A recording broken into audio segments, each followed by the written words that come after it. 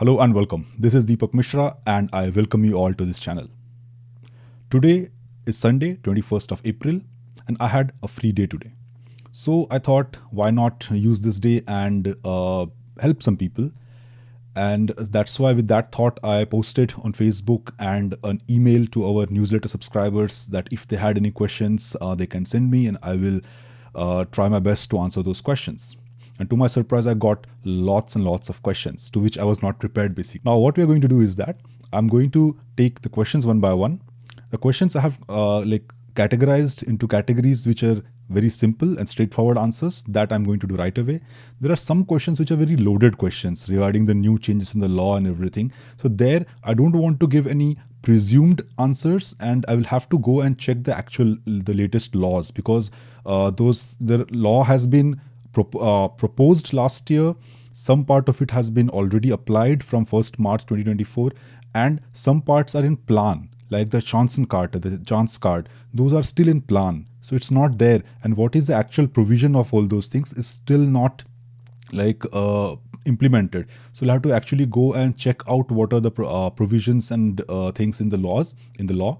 And then I will create, this answering will itself take a couple of videos, but then I will go and make detailed videos about those separately. All right. So if your question is not included in this video, don't worry about that. It will come up in the next video because, as I said, there are many questions and everything cannot be concluded in one video. And the detailed explanation of particular things, the new things that are there, for that I'll make special videos, different videos, and I will post it on this channel itself. All right. Going forward with the simpler questions. Question is, I'm a medical student in Kyrgyzstan. Can I get an assistant doctor job in Germany after graduation and clearing license exam in Pakistan and doing house job in Pakistan? Adopting this pathway, could I be exempted from the blocked account and could be able to work as a doctor if I clear the German language test and licensing exam for German Medical Council? Now, let me take this question first of all. That here you said, can you get assistant doctor job? So assistant doctor job, I assume you mean assistant Arztstelle. That is the first job that you get with Berufserlaubnis. So for that, yes, as you yourself mentioned, once you clear your medical course, internship, get your license in your study country, not just the home country. Now, this question has been asked repeatedly about different countries. For Kyrgyzstan, you have to have a license from Kyrgyzstan also. If you have that, and you don't need necessarily a one from Pakistan, from your home country, but if you have, you must have from the study country. That if you have, then you can apply for the license in Germany. And then you can follow the pathway, take the exams, Fachsprachprüfung, and apply for jobs and everything in Germany. Now, what is a little unclear in your question is that you said adopting this pathway, you would not be exempted from blocked account. Why would be exempted from blocked account? Nobody is exempted from blocked account because blocked account is the proof of your expenses, the proof that your expenses while your stay in Germany is covered. That is a proof. That means if you're going to come to Germany to take some Fachsprachprüfung course or maybe do some hospitation, so you will need money to rent a place, you will need money to eat, so you will need money to travel. So who will bear all those costs? That is the question. So you will not get a job directly. The job that you can do is a part-time job. If you come proper visa, that is a 16D visa, which allows 20 hours. It used to be 10 hours per week, but now it has become 20 hours per week. So if you work 20 hours per week, you can get some money, say maybe 700 euro, 800 euro. That is good enough money for one person to bear your expenses, but that is after you come here. Okay, so that job, you don't have it right before you come. That means you will have to show in your blocked account that you have 11,200 euros for 1 year. If you're coming only for 6 months duration or maybe only for 4 months duration for the course, then you will have to show like that, the 12 months, 11,200. So whatever is for the 4 month or the 6 month duration, that much amount you need to have in your blocked account. So yes, so you will be able to manage your finances with the part-time job that you have with the proper visa. But initially you need to have the blocked account. The next question is about the timeline for translation, attestation, and sending documents for deficit Bescheid. Now see, uh, translation and attestation, ideal way would be to get all the documents attested first and then translated, because then in translation also it mentions that documents have been attested already, and then you send the application.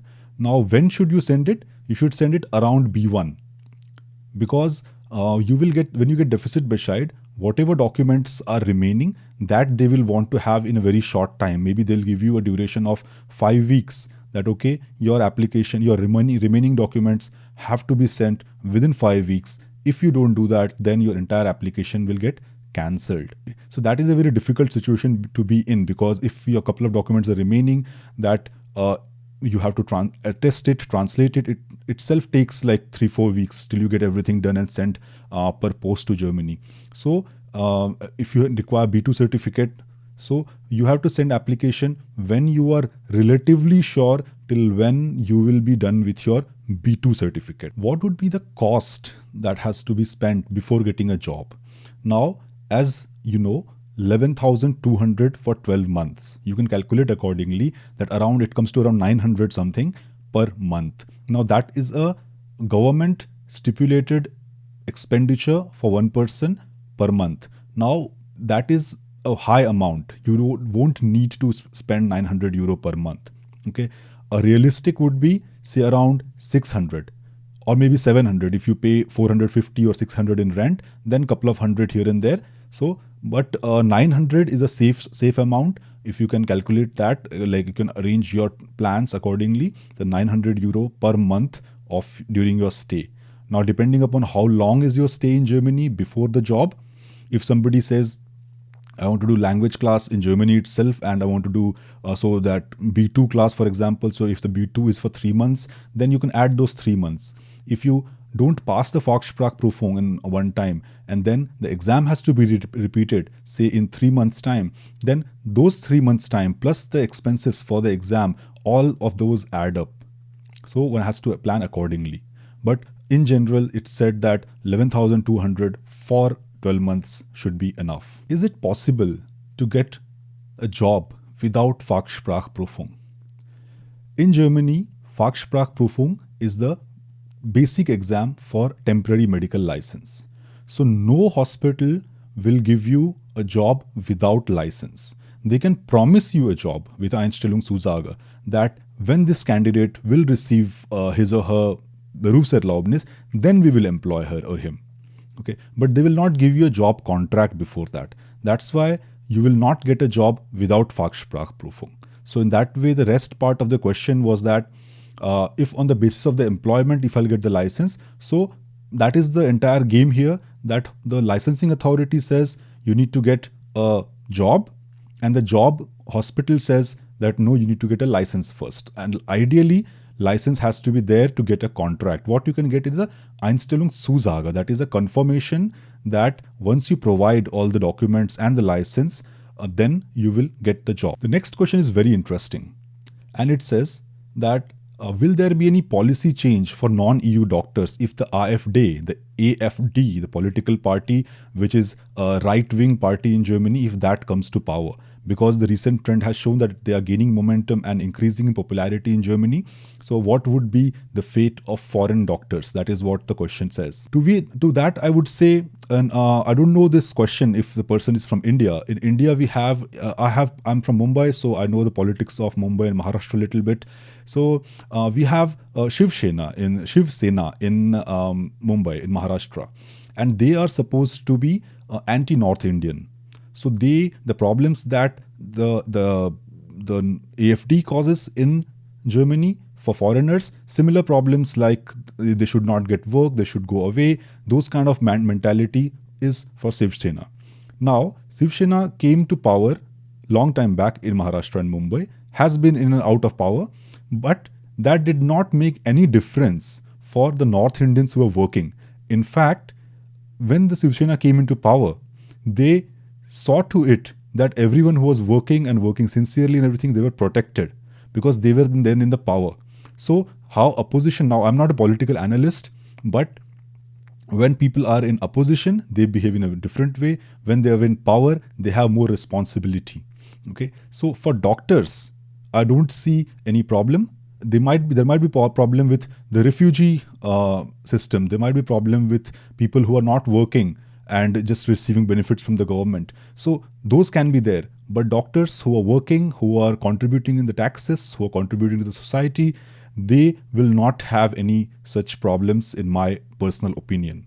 As I said, I'm not a political analyst, but this is my opinion. The next question is about the medical examination and the fitness certificate that is required before starting work in Germany. Now, that medical, when you apply, you will have to get a fitness certificate from the local doctor, the German doctor, to say that okay, you are fit to work as a doctor.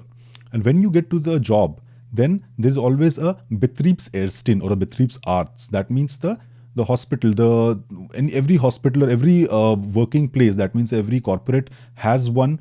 So what you can say is a corporate doctor. So that person will examine you, basically take your history, take your labs, see your immunization status. If some immunizations are missing, then they will recommend that you get it immunized. So those things are there. So it's not a very huge medical examination. There's a basic examination. And they check the vaccinations as well. So that should not be for somebody who is not very sick, who cannot work as a doctor, or say disabled, who will have difficulty to work as a doctor. So apart from that, in general, that is not the huge burden. Okay, and if you are not able to work as a doctor because of some, say, physical disability, then you have to actually think that will you be able to sustain in the system? Will you be able to take that workload from your side, even though the medical doctor gives you a clean chit? So so basically, in general, that is not a very, mostly a formality. They will check you, they will see your labs, they will see your immunization and everything, but that does not create a huge problem. How much time does it take to start residency after application? So this candidate said that if they apply, say, in May 2024, so now the question is that once you decide that you want to apply, then you will start learning the language. Learning the language itself will take 6 to 8 months. Then in this 6 to 8 months, after this 6 to 8 months, or say around 6 months, you will send your application. Your response to that deficit bescheid will come in, say, 3, 4, 5 months. In some cases, it's also taking 7 months time. Then they will ask you to submit remaining documents. Then they will invite you for the Fachsprachprüfung exam. That would be again a couple of months later. That means it becomes total, from starting the language till taking the exam, it is more than a year. Okay, once you take the exam, you pass the exam, then you can work as a doctor. That means one can say around 14-15 months you can start working as a doctor. If you fail the exam, then it will get delayed again. So, but residency begins after Kenntnisprüfung. Now the appointment for Kenntnisprüfung is different in different states, and also different depending upon the number of application in given period of time. That means there is no fixed system. If you get appointment soon, then you can say, for example, in the 17th month or 18th month, you can pass the exam, and then your work is considered as a residency, as a training position.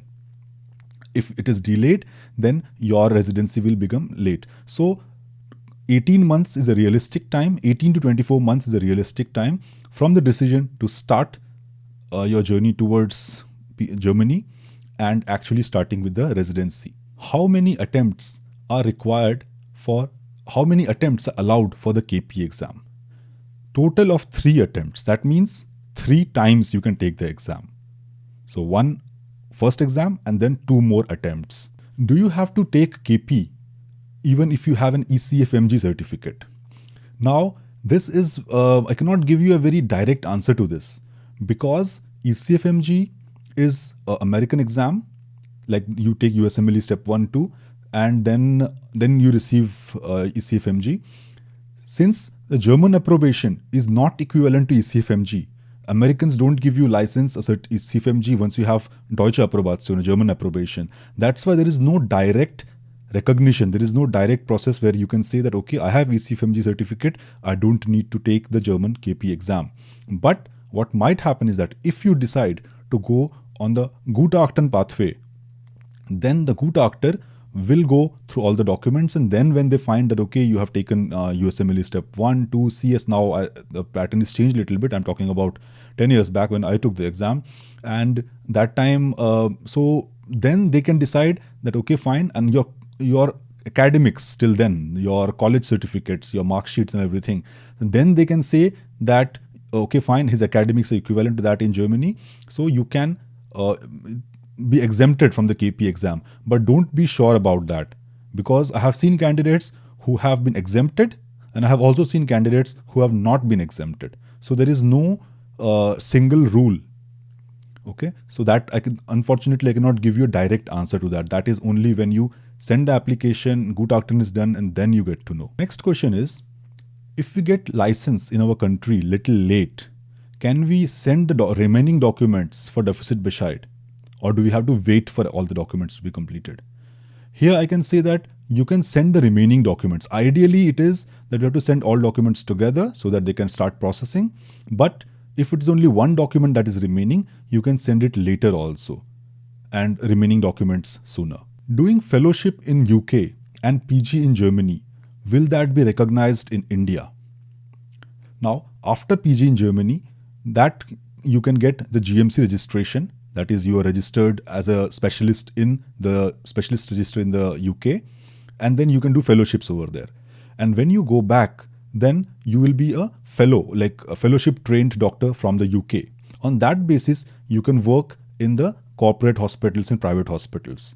But when it comes to government hospitals, then again, they might ask you about the PG. Like we see many times the question about the UG training, that even though everything is same, did you complete, even though you are a very experienced person, very experienced doctor, they don't see your experience in Germany, and they just see your Ausbildung, the medical training that you have received. Okay, and how is that equivalent or not? So in government hospitals, government setup in India, you might have problem, but in private corporates, there I don't think any problem should be there, because you are UK trained, UK registered, not UK trained, but UK registered. Then you can work in private sector in India. Does MRCP play a role in getting a branch of choice in the hospital, in a big hospital, for example, in a university hospital in Germany? MRCP or MRCS or any other qualification that you might have, the international qualification that you might have, definitely plays a role during your interview.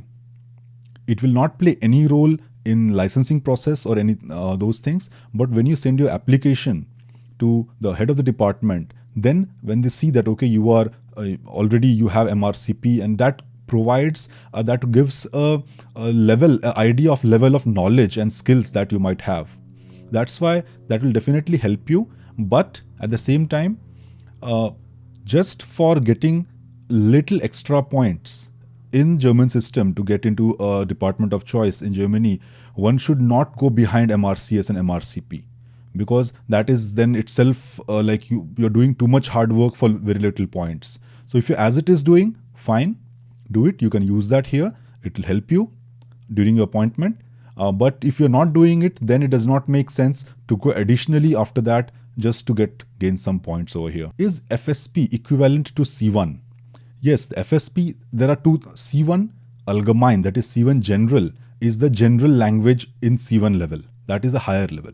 Now what they have done is that they have requirements have been that you have to have FSP, which is itself a medical German C1 level.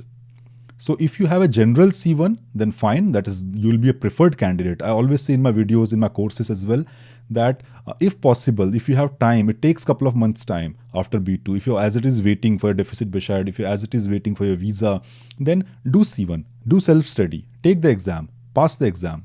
Okay, you need just pass so that you will have C1 certificate, because then that creates an additional value when you in your CV, when you apply to the head of the departments. Now, if some states require C1, I don't think any states requires general C1 as of yet. Okay, I have not come across any such state. If you know that, then write in comment, but I am not aware of that. Okay, and the Fachsprachprüfung, as I said, itself a C1 level. The next question was about MRCS and FRCS, if they have any value in Germany. if you have FRCS, you can definitely go to UK, because then you there with FRCS you can work as a consultant in the UK itself. You don't need to think about Germany. And MRCS is a postgraduate diploma, is a degree for which with which you get the license over there. Okay, so to get the GMC registration, so that is why most people use MRCS, and that helps you to get in jobs as a registrar and specialist registrar over there. But that will only show to the employer, to the hospital, that okay, this candidate has some idea about surgery, but it does not say anything more than that.